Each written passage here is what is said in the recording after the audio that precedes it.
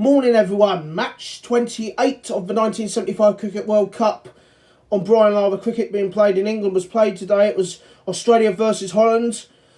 Holland knew if they'd win, they'd knock Sri Lanka out of the World Cup. Australia were looking to keep up their winning performance. They won the toss on a normal pitch in Manchester and elected to bat first. Pakistan struggled on a damp pitch yesterday and got bowled out and somehow won a match in which they were all over. And if you have a look at this Dutch side, Holland once again convincing. Not a convincing performance from Australia with a bat. They really struggled. The pitch was actually very slow and very difficult to hit. They tried to whack runs in the 15 overs and they kept losing wickets. And towards the end of the innings, they tried to whack runs and they still kept losing wickets. So they were in massive trouble at one stage after winning the toss and elected to bat first. The pitch was very slow. And as you can see, there was 76 for 5 from 18.2 overs. And really in the mire. A wonderful partnership of 80 between Ross Edwards and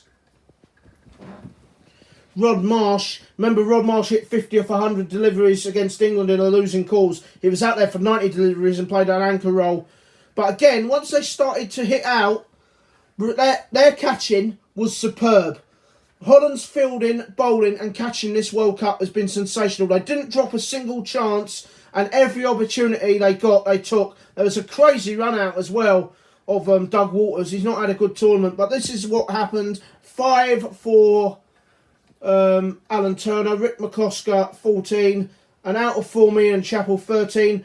He looked pretty good. 33 off 33 deliveries from Greg Chappell. And then he got out to a sloppy shot. That crazy run out of Doug Waters out to 7. And then 33 from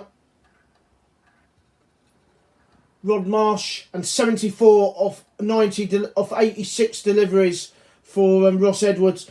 A really, really good innings. His first real good innings of the tournament. There was 23 from Gilmore from 25, 19 for Max Walker off 20 and 13 off 10 for Dennis Lillee. They hit it quite well, but they just did not cope. They bowled spin throughout the innings, to be honest with you. They made 235 for 9. At least they didn't get bowled all out. But you felt that it was very much a below par score. The spinners were fantastic. The fast bowlers, 44 for 1 and 41 for 2. But then the 3 off spinners, 47 for 2, 31 for 2 and 41 for 1. The slow left armour, 30 for 0 from 5 overs was a bit expensive. Ross Edwards putting away for 18 runs in 1 over at one stage. But 235 for 9, we felt. Once again, associate members done themselves proud on bowling. But then the bowlers were just too good. 2 early wickets for Dennis Lillee set the game up. And then they were 28 for 4 in the first 10 overs, the Dutch. And then from 83 for 4, they collapsed to 117 all out. The final 6 wickets fell for just 34 runs. 0, 12, 30, 14, 38, 0, 13, 0, 8, 10. A run out for 8 and 2. The run out ended the innings. It was he bowled a short delivery and Dennis Lillee bowled really aggressively. It hit the arm guard. Didn't know where the ball went. They tried to run 1 run and they ended up getting run out. So they were all out in just 30. Once again, an associate member getting bowled out in under 35 overs. It was 34.3 overs for that this time for the Dutch. Part-timers, Greg Chappell and Doug Waters, 12 for 0, 9 for 0. Thompson didn't take a wicket, 0 for 21. He's probably a weak link out of this bowling side, if you can call him a weak link. 2 for 14 for Max Walker. That's now 10 wickets in the tournament for him. Joint 3rd leading wicket taker in the competition. 3 for 28 for Gary Gilmore. He's moved on to 4 wickets. He bowled really aggressively and superbly. But the main bowler again, 4 for 26 for Dennis Lillee. He's got 12 wickets in the tournament now, I believe. We'll have a look at that in a moment. 1 behind Dal Hadley, who has a chance to improve his wicket-taking ability tomorrow against the West Indies. We'll comment on that match a little bit later on. So the match summary in the end.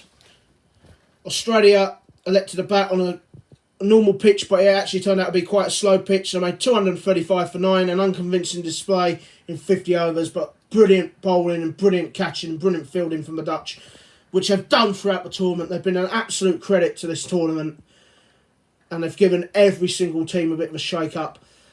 The Australian bowlers were just too good low, 117 all out. Australia winning by 118 runs, their biggest ever victory in one-day internationals. Man of the match, I believe Ross Edwards should have won man of the match. His 74 for 86 deliveries was brilliant when they needed it.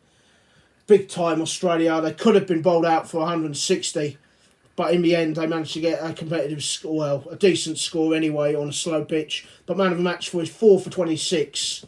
I'm just going to double check that it was 4 for 26 because something tells me that I'm sure it was 4 for 26.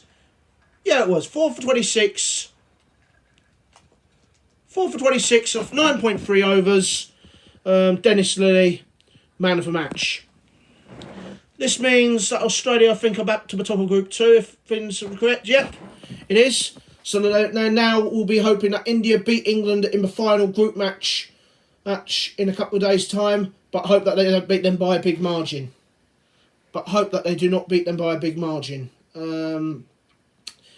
England, if they win, they finish top. But if England win, they finish top and they'll play Kenya.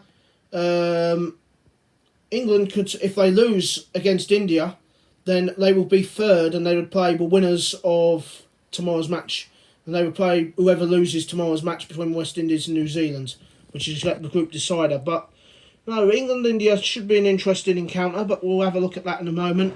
Group 1, West Indies versus New Zealand tomorrow. This is the last match of Group 1 before the quarterfinals. Phone just keeps rattling around, so no, don't worry about it. Whoever wins that tomorrow wins the group and will play Sri Lanka in the quarterfinals. Oh yeah, I forgot to mention, going back to Group 2, that confirms Sri Lanka's place in the quarterfinals. A little bit of an anticlimax, but Sri Lanka will be happy that they're in the quarterfinals.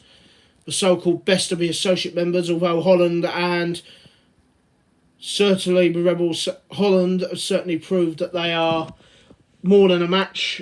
The next ones, and Kenya to some extent, although Kenya haven't really performed against the associate member, against the test playing nations and in this tournament, and only beaten the 2 associate members in the United Arab Emirates and South Africa. West Indies versus New Zealand tomorrow. West Indies, if they win that, they finish top of the group and will play Sri Lanka, and whoever loses will probably play one of India, Australia or England. So the quarterfinals really starting to take shape. Let's just save the game. New Zealand are actually favourites tomorrow by virtue of New Zealand's stuttering middle order performance against Kenya. However, they did score 317 for 7 in that match. So you don't know. Their bowlers have been pretty good throughout this tournament, but so have New Zealand's bowlers. And New Zealand will probably cope pretty well with the conditions as well. So, yeah, pretty close to call. New Zealand just about the favourites, but let's have a look at the Australian key players. Average has gone down now again for Mr. Alan Turner after a good start. 299 runs in 5 innings after 125 and 101 in his last match. He has got something like 226 plus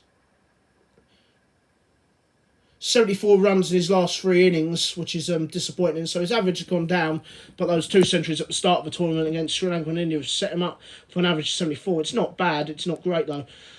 Look at that, though. He's batted 5 times for 1 not out. His high score 31, average of 28. Ian Chappell needs to find some form desperately. His captaincy has been good, but his batting has been otherwise less than convincing. Brilliant stuff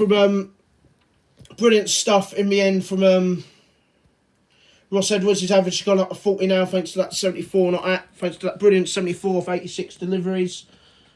Gilmore, average gone up with a bat. He was first bat of the tournament. He hit 23, so his average with a bat is 23. And he took 3 wickets today, 4 wickets in 2 matches at an average of 18. And as you can see, Dennis Lillee, 12 wickets in 5 matches, an average of 14. And he got 13 not out today, so his average with a bat 16, but his average with ball is 14. Just going to double check the leading wicket takers in the tournament.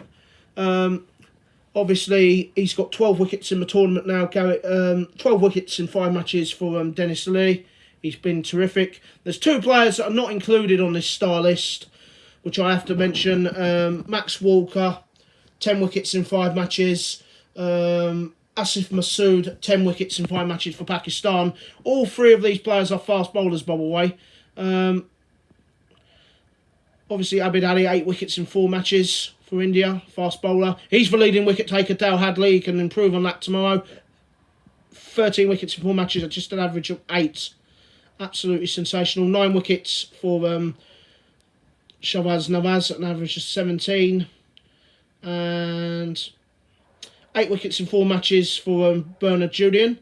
He'll be looking to improve that performance tomorrow. 7 wickets in 4 matches for Keith Boyce. 6 wickets in 4 matches for Andy Roberts. So those are realistically the leading wicket takers in the tournament.